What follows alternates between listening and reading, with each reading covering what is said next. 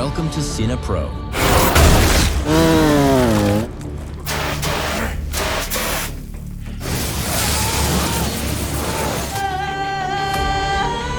Where we bring your favorite movies back to life with quick recaps, hidden details, and everything you missed. The movie starts with a guy named Hub is driving down some quiet roads focused on work. He's a bounty hunter. His job is to catch people who skip their court dates. This time, he's after a guy named Jeb Tucker. Everything seems normal, but something feels off. It's a trap. The Earl brothers are waiting for him. They jump him out of nowhere. One of them slashes his throat. They hide his body behind a wall and leave, thinking he's dead for sure. But the next morning, something weird happens. Hub wakes up inside that wall. He's hurt, but somehow his wounds start healing on their own. It hurts like hell, but he also feels stronger. He breaks through the bricks and climbs out. The air's cold and he's covered in blood and dust. Nearby, a guy named Tater is holding a gas can. The Earl brothers told him to burn the place. He doesn't think anyone's alive until he sees Hub walking toward him. Tater freezes, scared to death. Hub doesn't waste a second. He grabs Tater, stuffs him in the trunk of his car and drives off, leaving the fire job unfinished. Back home, it's quiet. Hub looks in the mirror. Every cut, every bruise gone. His skin is clean. It's like something magical healed him. But he doesn't stop to think about it. He's focused on one thing, revenge. She keeps bugging him to fix things with his ex, Marianne, for the sake of their kid, Cade. Kitty also spends time with the local pastor. She wants to get back into church, but the pastor has one rule. Hub has to stop dragging people out of church in the middle of service. Kitty says she'll talk to him. When Hub tells her about the stolen truck, Kitty thinks she knows who's behind it. Someone named Lucky probably hired the Earl brothers. Meanwhile, Hub's phone keeps blowing up. Some company called Pact Gold won't stop calling. He ignores it, thinking it's just another scam call. He can't stop thinking about Lucky, so he makes a fake arrest warrant with Lucky's name on it. He plans to catch him at a local club, but when he gets there, things take a turn. Lucky's not alone. Marianne is sitting with him. Their son, Cade, is playing nearby. Turns out Lucky's living with them now. The moment hits Hub hard. He can't arrest Lucky in front of his kid. Marianne comes up to talk. She's holding a paper. It's a permission form to take Cade out of state. She wants to go on tour and chase her singing dream. Hub wants to talk about Lucky, but she shuts him down. She's made up her mind. The talk ends with no answers. Outside, Hub sees that Lucky is gone. Cade says he left for a poker game at the Earl brothers' house. Hub remembers what happened last time. He stays alert and drives carefully. Near the road, he spots someone walking. It is Pastor Ron. Something looks wrong. The pastor's eyes glow red, and his face shows no emotion. Hub watches him for a moment, but drives on. At the Earl brothers' house, Hub sneaks in. He catches the three brothers off guard and takes them down one by one. They are shocked to see him alive. Hub offers them a deal. He says he will let them live if they send a message to Lucky and set him up. They agree and send the text, but the one who arrives is not Lucky. Pastor Ron walks in. His eyes burn with red light, and his body moves like something else controls it. Without warning, he kills all three brothers. Hub barely escapes. His car stays behind, but his life is more important. Back at home, someone waits at the door. A woman says she is from Pact Gold. She looks calm but serious. She tells Hub they need to talk. Her words are strange. She says she knows about his death and the fact that he came back to life. Kitty listens from the kitchen. Her face changes. She calls the words sinful, but something makes her stay quiet. She wants to hear more. The woman explains everything. Hub did not survive by luck. His return came with a price. She says his new job is to hunt demons. His second chance is not free, and he now has to work for the devil. Flashback shows the night before. Pastor Ron is standing inside the church, fixing his clothes and brushing his hair. Everything seems calm. Then the lights suddenly go out. When they come back on, they begin to flicker. A cold feeling fills the room. A strange image appears in the mirror. From the corner of his eye, Pastor Ron sees the shape of something evil. He grabs the holy water and begins to pray. His hand touches the water, but something goes wrong. A powerful shock runs through his body. Half of his face burns. Moments later, Pastor Ron falls to the floor. His body becomes still, but something else takes control. The demon enters him. At Kitty's home, things take a serious turn. Midge tells Hub that he has a choice. If he refuses the job, he must return to hell at once. Midge decides to stay until morning to explain the rules. Some demons have escaped from hell. These demons kill the people they enter. Bondsman must catch the demons and send them back. That is Hub's new job. Kitty listens but struggles to understand. She wants to know how Hub ended up. Hub says he doesn't know. Kitty hopes there is a better deal. Midge stays firm and says that failure means immediate return to hell. After Midge leaves, Hub heads outside to clean his mother's yard. Kitty picks up the manual and begins to read. At the same time, Lucky walks into the Earl brothers' place. Something is wrong. He looks around and finds the brothers' bodies. They are cut into pieces. Fear rises. Lucky turns and leaves. Down the road, he sees a car. The trunk is slightly open. Inside, he finds Tater. Tater blames everything on Hub. Back at home, Kitty finishes the manual. She looks serious. She tells Hub to stop wasting time and take his work seriously. Soon after, the First Order arrives. A demon called Valakor is hiding inside Pastor Ron. This is Hub's first target. Kitty hears this and refuses to stay behind. She joins Hub on the ride to the church. During the drive, Kitty keeps asking questions. She wants to know why Hub went to hell. In her mind, it could be his pride. At the church, they come across the body of Pastor Ron. His face is melted, but the demon is not there. Nothing feels safe. Kitty tells Hub to protect his family. Hub takes her advice and signs the paper that allows Marianne to leave town with Cade. Marianne is confused but doesn't stop him. She also shares that a girl named Cheryl has gone missing. Before leaving, Hub speaks to Lucky and tells him to meet later. Kitty and Hub begin searching for the demon. Kitty keeps thinking about her son's past. She wonders if something she did made Hub end up in hell. The question won't leave her mind. Hub hears something strange. People talk about the lights at the Jessup Pines Recycling Center. They say the lights keep flickering. Hub remembers what happened at the church. The demon seems to play with light. This could be a clue. Kitty doesn't want to sit back. Her heart is heavy with worry. She asks Hub to save Pastor Ron. In her mind, she still hopes the old man is inside, not the demon. Her eyes show pain, but her voice stays firm. She won't let Hub go alone. The two arrive at the center. A heavy silence fills the place. Inside, they find Pastor Ron. The room is dark. A strange glow comes from the center. The scene is terrifying. The body hangs from the ceiling. A triangle of blood is drawn beneath it. Pastor Ron stands nearby, no longer looking human. Kitty's heart breaks. The truth hits her hard. This is not the man she once knew. The real pastor is gone. During the fight, Hub begins to lose. The demon is too strong. Kitty doesn't hesitate. She jumps in and helps her son.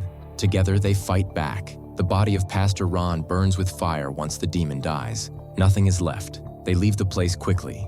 Neither of them knows that Tater has been watching. He keeps his distance, holding up his phone. He records everything, including the moment Hub accepts the job. From now on, there is no turning back. A high school cheerleader goes live on her social media account. She looks upset and starts blaming another girl named Kayla. Many people watch her and believe the story. After the live ends, one of her friends calls to praise her. They both laugh about the act, proud of how well it went. Things change quickly. The cheerleader hears water running. Her shower is on, even though she didn't turn it on. She switches it off, but it starts again. All the taps in the bathroom begin to pour out water. The bathtub fills up without warning. A demon appears. It grabs her and throws her into the tub. Her body goes under the water and she doesn't come back up. Far from the scene, Kitty keeps thinking about Pastor Ron. She tries to understand the reason behind the dark ritual. A part of her still believes there is something good in Hub's job, that maybe this new path has a purpose. Hub makes a choice to spend the morning with Cade. He shows up at Marianne's house without warning. Marianne, Lucky, and Cade are all surprised. To avoid more tension, Marianne agrees to let Hub take Cade to school. Cade takes the driver's seat. Hub brings up Lucky's past. He says Lucky has a criminal record and used to be part of the mafia. He wants Cade to understand the danger. Cade feels hurt and accuses Hub of trying to ruin his mother's happiness. In the middle of the ride, Hub gets a message. A new demon has been assigned. This one is linked to water. He is warned to avoid letting the demon near it. Hub makes Cade skip school and asks him to help by watching the area. They head to the cheerleader's house. Cade says the girl's name is Deidre.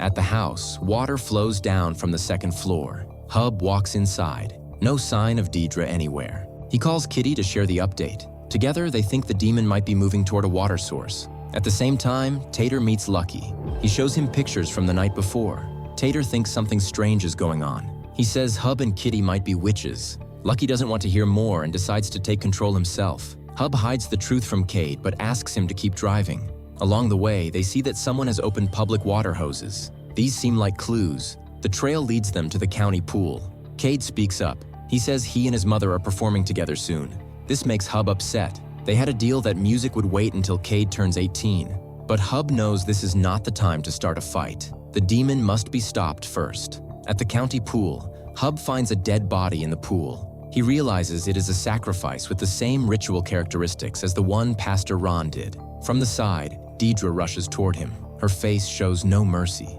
She pushes him under, trying to drown him. Hub pulls out his weapon.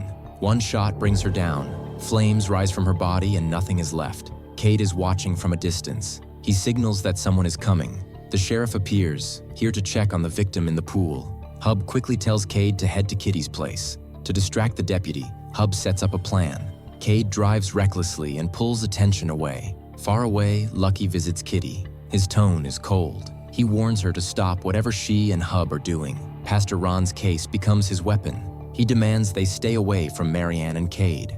Marianne soon hears about everything. She wastes no time and gets Cade out. Her trust in Hub starts to break again. Later, another argument begins. Hub tries to speak about the tour performances. Marianne fires back. She believes Hub never supported her dreams. She feels he gave up his own music and now wants to hold her down too. Cade steps in. His voice is sharp. He says his father's pain has become a weight on their lives. He feels crushed by it. Night comes, and the house grows quiet. Hub drives back home. His mind keeps returning to one memory. A hidden truth refuses to stay buried. 1 month ago, Cheryl's body was laid to rest in the woods. No one knows. Later, Hub is back in the forest again, looking at the place where his secret still sleeps beneath the soil. The deputy sheriff harasses Duke, a local businessman. He knows Duke stole his food truck and uses this information to keep him scared. Duke says nothing, but the tension is clear. After making his point, the deputy returns to his squad car. His hands rest on the steering wheel. A strange energy moves through the car. His body goes still. A demon enters and takes control. Hub sits at home watching old videos of his music days with Marianne. The house stays quiet, but Marianne's ghost shows up again. Her presence follows him. A notification arrives on his phone. Another demon assignment appears. The target is an earth demon named Erdos. At the club, Lucky watches Cade and Marianne perform. The lights shine down, but Cade's nerves take over.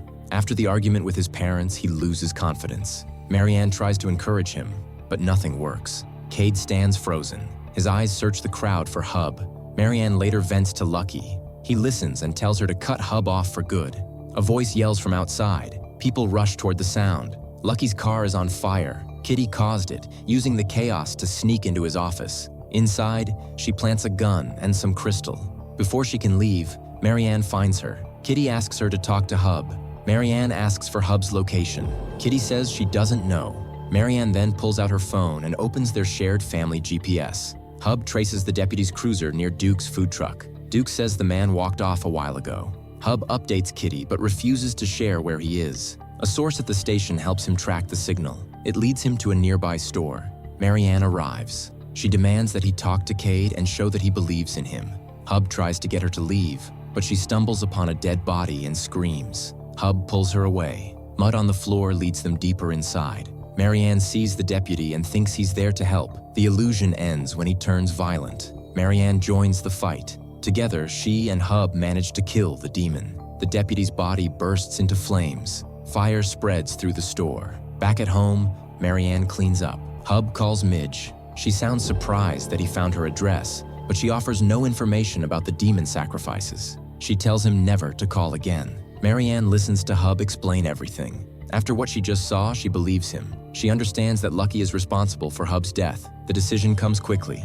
She agrees to leave town with Cade and maybe return later. Kitty calls Marianne. They rush to Lucky's office. Police officers are already there, arresting Lucky for dealing crystal meth. They also find the gun that Kitty planted. If Lucky talks about Pastor Ron, the case will turn on him too. Kitty was smart enough to place everything in his office. Marianne confronts Lucky. She ends things and tells him to stop targeting Hub because he isn't a normal man. After that, Marianne and Cade start packing. Cade feels lighter when Hub tells him he's good enough to be a singer. The words settle the storm. Later, the sheriff asks Hub why he was looking for Deputy Briggs an hour before the fire. Hub gives a filmy excuse, and it seems like the sheriff believes him. A couple drives to the lake to celebrate their engagement. A big truck arrives after them. The man, Malik, tries to ask for some privacy. The other man does not listen and hits him. A fight starts between them. The woman, Zoe, begs them to stop. Suddenly, something strange happens. A demon appears inside their small car. It kills both men very fast. The demon then enters their bodies and takes control of them. In town, Lucky gets out of jail after posting bail. He walks back to his bar and tells everyone that someone set him up. He believes things will get better soon. He talks to one of his co-workers and asks to buy her green truck. Somewhere else, Hub finds something strange in a book his mom is reading. He learns that the places where people were killed form a special shape. The shape looks like a star used in magic. Only one part is missing, and that part may be next. In the past, 9 years ago, Midge started her dream job as a pastry chef. She worked hard, and people began to notice her. Then, her son got very sick. He had cancer. The insurance company refused to pay for the treatment. She sold everything she owned to help him. It was still not enough. She felt hopeless. Then, she made a deal with a dark force to save her son. In return, she became someone who finds souls for the devil. Now, in the present, Hub arrives at her house without telling her first. She does not welcome him and threatens to hurt him. She wants him to leave. Hub tries to explain what he discovered. He thinks there might be a way to stop everything. He believes there could be a way out of their deal. Midge tells him she already tried. Her son became sick again. She believes there is no escape. Hub leaves some papers with her before walking away. The papers show the strange pattern he found. His mother calls and warns him that time is running out. She tells him he must catch a demon named Sliferous. The last clue points to a place called Landry. Hub drives there but does not find the demon. He decides to wait near a bridge and sets a trap. He hopes the demon will come across the lake and walk over the bridge. He waits there all night. Soon the two demons appear. They are carrying a woman. Hub starts shooting at them from his car. Before he can stop them, Lucky shows up. He crashes his truck into Hub's car. Hub climbs out without injuries, but he cannot get away from Lucky. Kitty drives to the spot where Hub and Lucky had their crash. She finds Hub's truck turned upside down. His phone sits on the seat and his shotgun lies nearby on the ground, but Hub is gone. She picks up what she can and hears something strange on the radio. A police code comes through.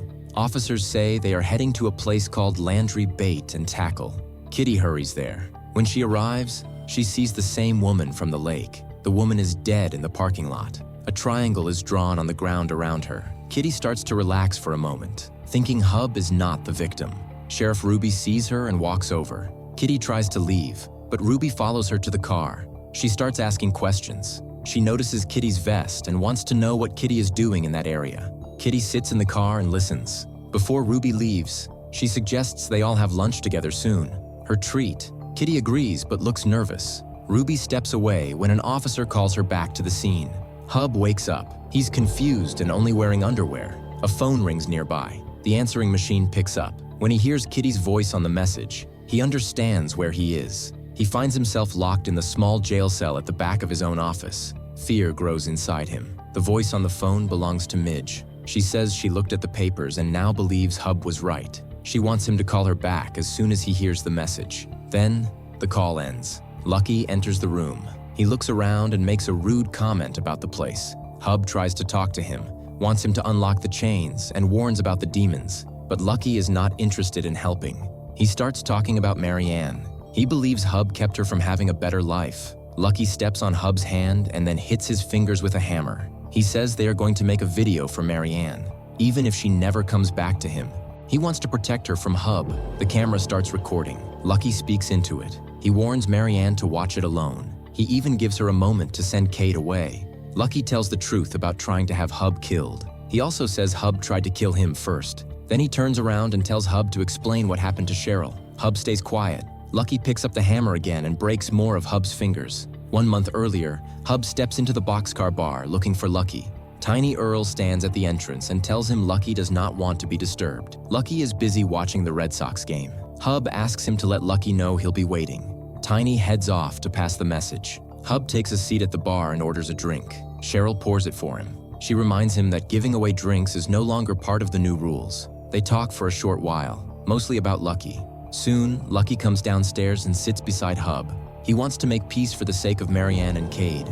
He talks about how Hub has been digging into his past and showing his record to Marianne. He believes Hub is trying to make trouble for him in Boston. He says that his old life is over and no one is looking for payback. Hub does not believe it. He tells Lucky that the best thing he can do is walk away from Marianne and Cade forever. Lucky gets angry but controls himself. He counts to calm down. Hub keeps talking. He says he'll get rid of Lucky one way or another, even if it means telling his old crew that he turned on them. Then Hub punches Lucky. Tiny jumps in and grabs Hub. Lucky stands up and warns Hub that he's gone too far. He walks off and leaves his hat on the bar. Tiny pulls Hub outside and beats him. He kicks Hub in the ribs and tells him that Lucky is going to kill him. He says Hub should leave town. Later that night, Hub is parked outside the boxcar. He's drinking from a flask and thinking about what happened. He takes a gun from the glove box but hesitates. He tries calling Marianne, but her phone goes to voicemail. He picks up the bottle again. Feeling angry and lost, he stumbles into the bar. A gun is in his hand. He sees someone in the back room putting things away. Lucky's hat still rests on the bar. Hub thinks Lucky is here. He gets ready and moves fast. The person walks into the fridge area. Hub pulls the trigger. The person falls, but the sound they make does not sound like Lucky. Hub hurries in and sees Cheryl on the floor. She is shaking and bleeding. He turns her over and tries to help. She begs him to save her. He says everything will be okay, but she dies in his arms. In the office upstairs, Lucky hears the music stop. The quiet lets him hear strange noises from below. A car starts outside. He walks to the window and sees Hub's car speeding away. He goes downstairs to check. The floor is wet and smells like bleach. A roll of plastic wrap lies half open. His hat sits under a cart nearby. In the present, Lucky tries to force Hub to speak on video. He wants Hub to tell Marianne what really happened at the club. Hub raises his damaged hand and gives a rude sign. Lucky does not like that and hits him again with the hammer. At a music studio, Marianne and Cade stand in front of microphones. They sing a song that Marianne used to sing with Hub. Their voices blend well. The sound technician claps and tells them to take a break. Cade feels unsure about his part. Marianne smiles and tells him she feels distracted too. She talks about the first time she came to Nashville and how nervous she felt. Her phone starts buzzing. The call comes from the Landry Sheriff's Department. She sends Cade to get a drink and answers the call. Ruby's voice plays on speaker. She tells Marianne that Lucky got out of jail last night. Then she asks if Hub is with her. Marianne says that she and Cade are in Nashville. Ruby congratulates her on Cade's music path. She brings up the hardware store. In the sheriff's office, the other officers listen quietly. Marianne pauses before saying she went to buy a fuse. Ruby asks again if Hub was with her. Marianne says no. Ruby holds up a large photo and pins it to a wall. She ends the call and tells the team that Marianne is involved. A new wiretap will be needed. The photo shows Marianne and Hub leaving the hardware store together. It comes from an outside camera. Back in the lockup, Hub stares at Lucky and dares him to finish him off. Lucky hears a sound near the door and walks off, thinking it might be Kitty. Hub sees the hammer on the floor, left behind. At the door, a man crouches and sniffs the doorknob. Lucky sees him clearly now. It is the fisherman from the lake, but something is wrong. The demon Sliferus has taken over his body.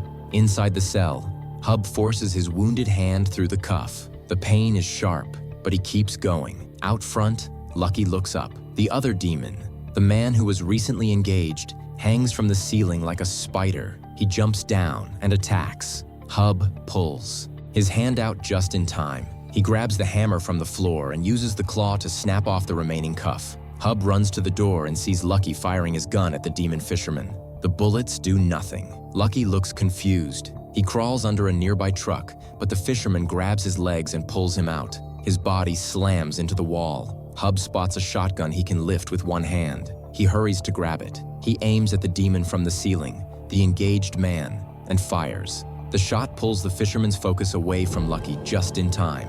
The engaged demon takes a headshot. Fire bursts from its body. It burns fast and disappears. Hub turns to the fisherman and uses his final bullet. The demon falls, but it is not dead. Lucky jumps in the green truck he bought from Trish. He drives away fast, praying out loud with shaking hands. Hub picks up a chainsaw. It roars to life. He pushes it into the fisherman's face. The demon explodes into flames and vanishes. Looking around, Hub grabs a fire extinguisher. He does not want the fire to destroy the building. This place matters to him.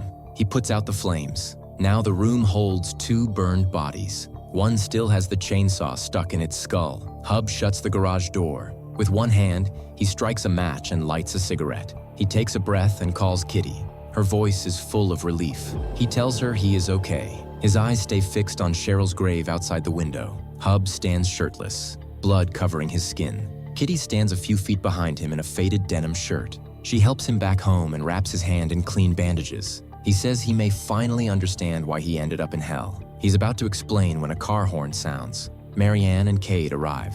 Hub doesn't want them to see him like this. Cade says Marianne told him everything about the demons. Hub says the demons are not real and tells them to leave. Marianne speaks with honesty. She says Ruby called her. Hub says that's more reason to stay away. Cade stands firm.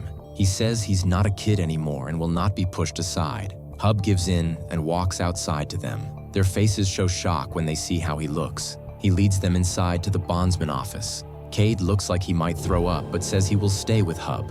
Hub turns to Marianne, hoping she will change her mind. She says Cade has made his choice. Kitty tells Hub they could use the extra help. He looks tired and frustrated.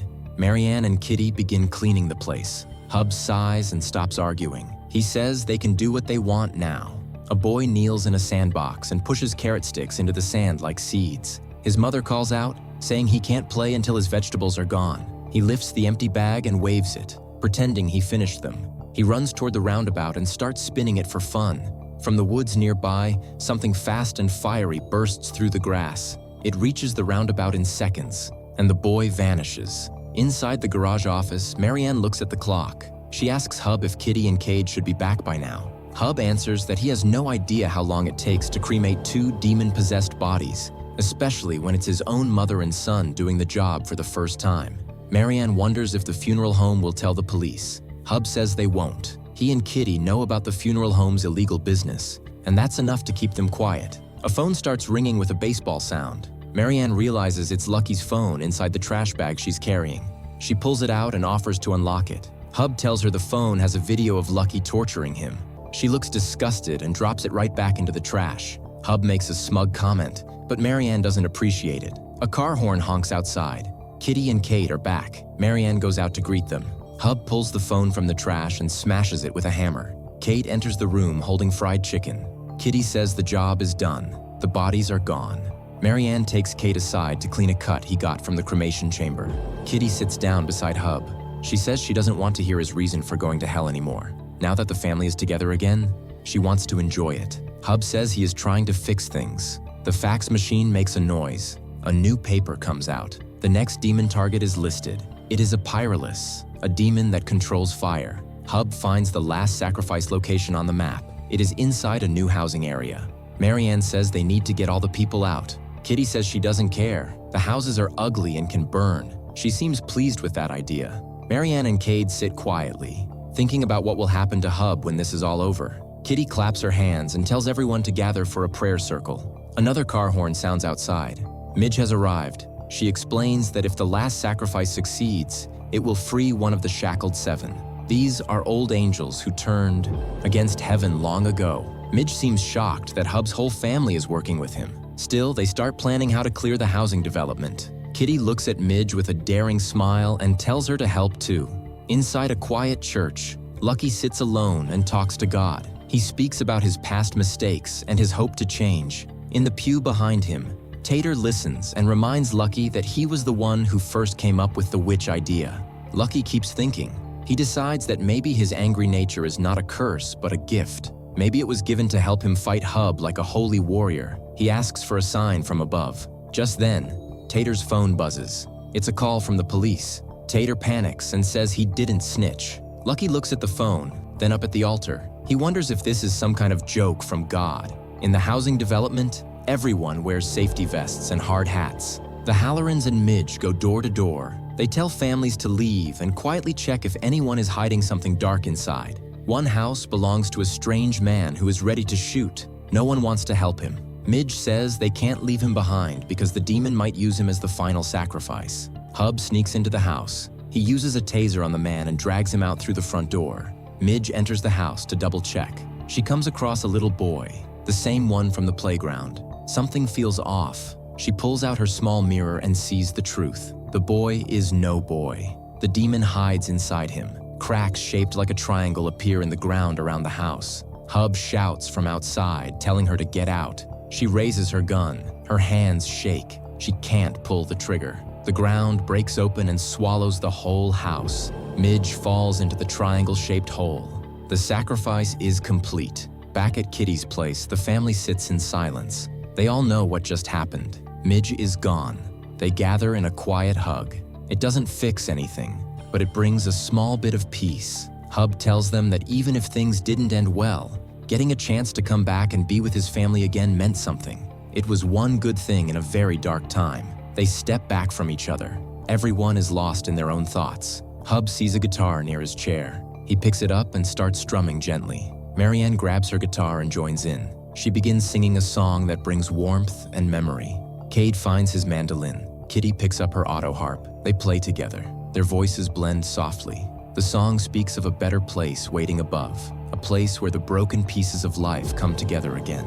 Later, Hub is having a drink when Marianne walks in and mentions how good he sounded earlier, especially with only half a hand. He says they've always made a good team. She kisses him, sits on his bed, and welcomes him to join her. At the sheriff's office, Lucky meets with Ruby. He makes her promise not to go after Marianne. He gives her a folder with photos from the recycling plant and says he isn't a snitch. Ruby flips through the pictures and smiles. She tells an officer to call the district attorney. At the bond shop, Hub lies in bed, one arm wrapped around Marianne as she sleeps. The office phone begins to ring. A fax comes through. Hub gets up slowly and checks the message. It's a target from Pato Gold. The name is Lilith. He starts up the computer and types in her name and the new coordinates. The location shows up and his eyes go wide. It's the same place as the Halloran bond shop. He runs outside. Cheryl's grave is open and empty. He falls to his knees, crushed. Flashback to the night before. A hand rises out of the soil in the woods behind Kitty's house. Cheryl, now possessed, moves faster than anything human. She stares through a window, watching Hub and Marianne together. A truck horn echoes through the trees. She opens a pair of wings and flies onto the top of the semi-truck. Back to the present. Hub wakes up on the ground near the grave. Marianne finds him and calls his name. He answers. She brings him a coffee. One look at him tells her something is wrong. He says he only wanted to keep her and Cade safe from Lucky. She sees the empty grave. Hub says he was drunk and thought Cheryl was lucky because she wore his hat. He buried her there, not knowing she was already possessed. Marianne stares at the grave in shock. Both coffee cups slip from her hands and spill. Back at the house, Cade doesn't believe any of it. Marianne and Kitty do. Their faces show pain and disgust. Marianne and Cade get into their car and leave without another word. Kitty closes her door in Hub's face. Hub goes to the backyard and decides to deal with the old tree stump again. The machine breaks down, so he grabs an axe. Something moves in the woods. He yells into the trees, daring whatever is out there to come get him. A loud van horn cuts through the moment. A VW van pulls up and stops. The door opens. Midge steps out. Cosmo leans from the driver's seat and shouts something to Hub about not messing this up. Midge says she's been sent back to help Hub finish the mission. This is the last chance for both of them. If they don't finish it, their loved ones may not survive what comes next. She tells him more about Lilith. Long ago, Lilith had the most beautiful voice in heaven. She was God's favorite, but other angels became jealous. They tricked her into joining the fall so she would be thrown into hell where no music exists. Now, music drives her mad. It pulls her closer like blood in the water. Lilith walks into a small town diner. Her presence makes everyone stop what they're doing. People recognize her as Cheryl Dawson, the woman who went missing a month ago. A few reach for their phones to call the police. Lilith walks calmly to the jukebox and listens to the music with a smile. Hub sits within the woods. Hub tells Midge his plan. He wants to create the pentagram trap using small twigs arranged like runes. Each set goes into a coffee can to mark the points. Midge is unsure if this will work, but she has no better idea. They set it up together. Hub talks about how dangerous Lilith's mind control is. Midge reminds him that people who have been to hell can't be controlled like that. She says the rule was in the handbook. Midge asks if Hub might hesitate to fight Lilith now that she is inside Cheryl's body. He promises that he won't, then hands her the device that activates the trap. He starts the music. The sound travels far. At the diner, Lilith hears it and takes off like lightning. Once she leaves, the spell over the women fades. They start screaming. One officer runs into the sheriff's office to tell Ruby what just happened. He says everyone saw Cheryl and she's definitely possessed. Kitty cheers. Ruby grabs her keys and hurries out. Lilith arrives at the clearing, but she stays just outside the trap. Hub steps out and aims his gun. She sees him right away and rushes at him. Her strength sends him flying onto the minivan. She lifts him up and soars into the sky. Midge presses the button. The trap works. Lilith screams in pain and falls back down near the minivan. She cries out to Hub and begs him not to hurt her again. She uses her power to heal all his injuries. Then she offers him something more. If he lets her go, she will leave Cheryl's body, keep Cheryl alive, and wipe away his worst sin. That would give him back his family. Hub agrees. Lilith leaves Cheryl's body and enters a black crow. The bruises on Hub's arms disappear. He breaks the trap and lets her go. The crow flaps its wings and flies into the sky. Midge looks at Hub's arm and calls him selfish. Hub says there's always a way out. Cheryl wakes up and stands, confused. She calls Hub's name. He helps her get cleaned up and brings her to the boxcar. Trish runs to hug Cheryl. Cade and Kitty rush over to warn Hub that the police are coming to arrest him. Hub smiles. He believes everything is fine now that Cheryl is alive. Ruby arrives with her officers. She tells Hub he is under arrest. They cuff Cheryl too. She calls out to Hub, confused and afraid. Hub looks calm and says everything will be okay. Backstage, Marianne runs into her dressing room. Tears roll down her cheeks. She wants to be alone. Lucky follows, but she tells him to stay away. On her costume rack, the crow perches quietly. It stares at her. Marianne looks back at it, unsure what it means. Lucky watches from outside as the police arrest Hub. He turns to Tater and says he's going to check on Marianne. He walks into the building and heads to her dressing room. Inside, Marianne stands alone, singing a soft tune without words. Lucky walks toward her slowly. He tells her she isn't thinking clearly and says he will make decisions for both of them now. He reaches out to touch her. An unseen force throws him hard against the wall. He crashes down. In the mirror, Marianne's reflection is not her own. It shows Lilith. Marianne keeps singing. Lucky's hand moves to his jaw. His body shakes. He cannot stop himself. Under Lilith's control, he tears off his jaw and falls to the floor, dead. Out in the main room, the black crow flies through the space. Its wings make a loud noise, drawing Hub's eyes. The police officers try to move him along, but he stops. Marianne enters the room. She's still singing. The song is haunting and beautiful. The words are from an old ballad about death. Everyone stops talking. The air feels thick. Every man in the room, even Cade, reaches toward his jaw. Only Hub does not move. Every woman folds her arms across her chest and bows her head. Hub sees the truth. The figure in front of him is no longer Marianne. Wings stretch out behind her. Her voice sounds otherworldly. He sees Lilith in her true form. She stops singing. Her eyes focus only on Hub. She tells him that the devil will always hunt her, which means Marianne will never be safe. She makes him an offer. If Hub chooses to serve her willingly, she will protect Marianne. Then she places her hands over her face. When she removes them, Hub sees Marianne again, standing there like nothing has changed. If you liked today's video, don't forget to like, subscribe to the channel, and activate the bell to receive all new updates. See you in the next video. Goodbye.